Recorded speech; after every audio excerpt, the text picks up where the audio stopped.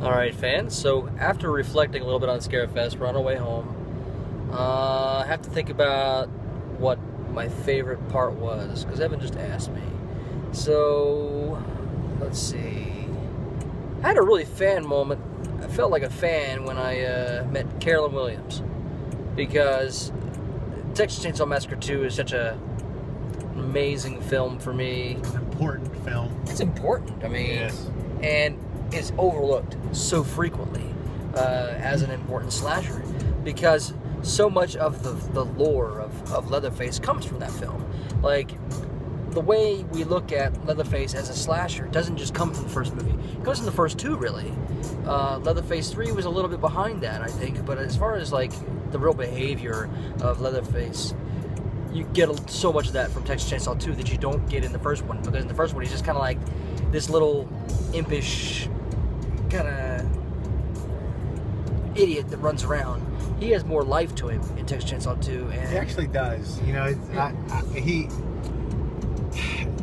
it's because, you know, you tap into Leatherface's passions, as it were. You know, as Bob Elmore refers to it, the chainsaw love scene. Chainsaw love, brother. Chainsaw love. Yeah. But like you see a little bit more of, you know, Leatherface becomes a more three-dimensional character in Texas Chainsaw Massacre 2. You know what kind of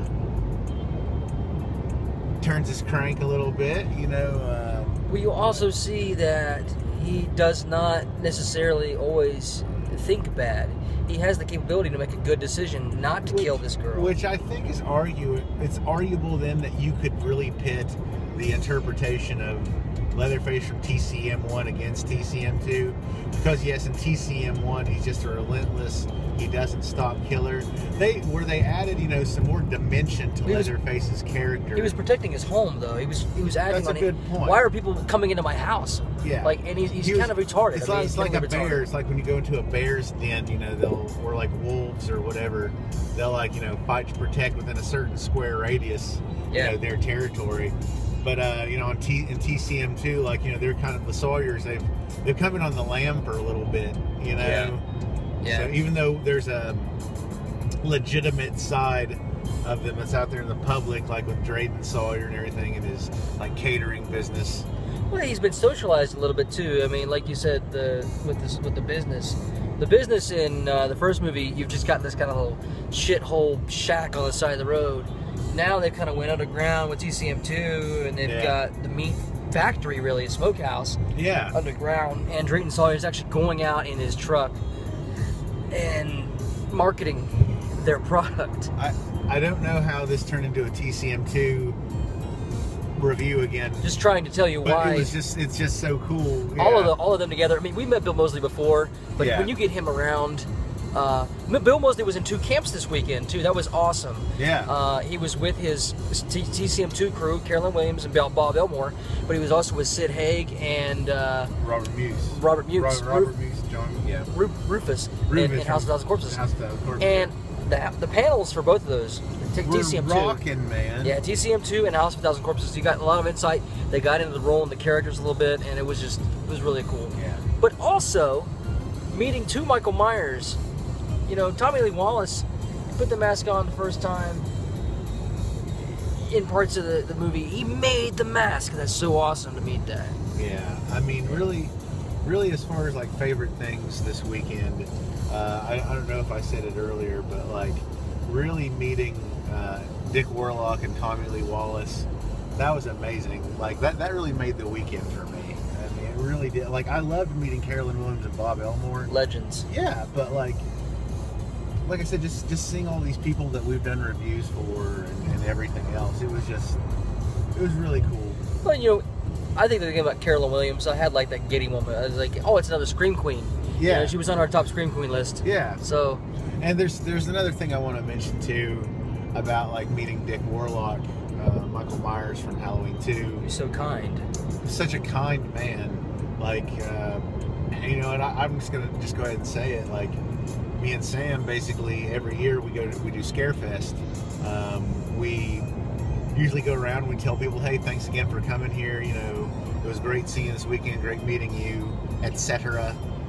But like, so we did that, of course, with Dick Warlock, the guy was just so generous and so sweet and so kind. He said, thanks you guys for like being so kind to me and everything. And it's actually kind of humbling because like we've talked about how horror stars are the most approachable pretty much for any genre for a fan base. And yeah, he came up and basically he gave me and Sam, like him and Sam like shared this little group hug, and almost kind of yeah, it was cool. Made me tear up a little bit because this guy, I told this guy the other day, thanks a lot for scaring the shit out of me when I was a kid, because Halloween 2 was the first. Halloween 2 is a scary movie. It's a scary, scary movie. Halloween 2 was the first Michael Myers film I ever saw.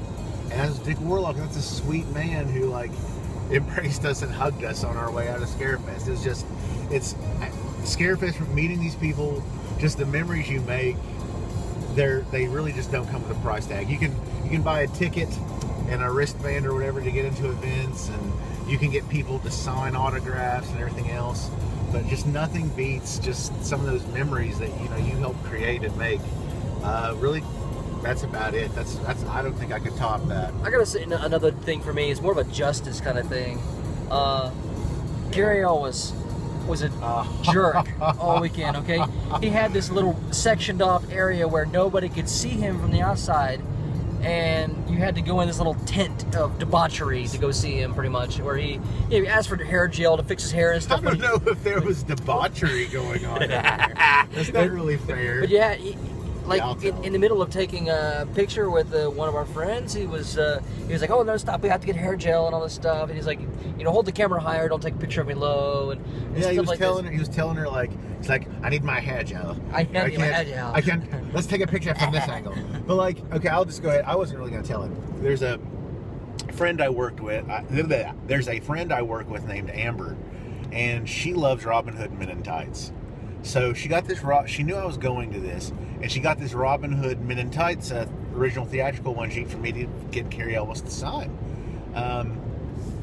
So we got to his tent city, and I was like, "Oh man!" Just because you knew that like it must be in there to house his ego. That's why he has a tent. Like it was just kind of weird. He's not Tom Cruise. I don't know why the man needed a tent and he won't let people take pictures of him. It was very weird. But I went in by myself because Sam wouldn't go in there with me to get this Robin Hood poster signed for Amber, and his handler or whatever. She said, she found out how many signatures I was getting before it was my turn and who was going to be for. So she took a Post-it note and wrote Amber on it and slapped it on the poster. And so I finally got to him. He went, yes, and this is for Amber. I was like, yeah. He's like, yes, and who's that? I was like, well, she's a friend I work with. She loves the movie. She wanted me to get that signed. And he was like, yes, well, she'll enjoy that, won't she? Done. And he was done. And then I was just like, wow, what a dick. He just really was. And plus, I'm also going to be honest, I was actually going to get an 8x10 for a couple of friends of mine who, of course, like everybody else on the planet, thoroughly enjoy The Princess Bride. But after that, I was like, no, I'm not doing that. Well, here's the justice part that I enjoyed. Yeah, what's the justice? What's the sweet, creamy We were talking justice? to Dick Warlock. Dick Warlock had all these people around him kind of talking and enjoying him. And then all of a sudden we hear this announcement. Ladies and gentlemen, Cary Elwes has absolutely no weight at his line. We look back at the tent, the little roped off section, or the screened off section. Yeah. There's nobody waiting to see that guy. Word got around all weekend that he was a jerk. And I don't care. I don't care who knows it. We actually got asked about it too. They're like, I heard he was a jerk. I was like, yeah, he kind of was. You know what? You charge that much money and you treat people like crap, you're going to hear about it. People are going to find out. Yeah. And the real you're going to severely disappoint people who have looked forward to meeting you for years and years. People look up to you and you're a role model and you go and you shit on them. I mean, that's not cool. So I mean, whatever. Everyone knows the real hero of The Princess Bride is not that character anyway. Chris Sarandon was amazing in that movie. Well, and I was going to say he was the hero. He wasn't, but he had an opposite role of... Chris Sarandon was great in that film. Chris Sarandon we met a few years ago, and he was amazing. He charged $25 for an autograph, $20 for an autograph. Yeah. And he was a kind person. And he was a very kind man. He was so generous. Mandy Patinkin. Everyone knows that Mandy Patinkin is the real hero of The Princess Bride as a revenge story, like out to kill the six-fingered man that killed his father. That scene with Count Rugen with the synth hitting at the same time that he's clashing swords with him. That's the story that I'm there. Anyway, sorry, that's not horror, but yeah, it's not. But anyway, those are our favorite moments. See you later. Bye. See ya.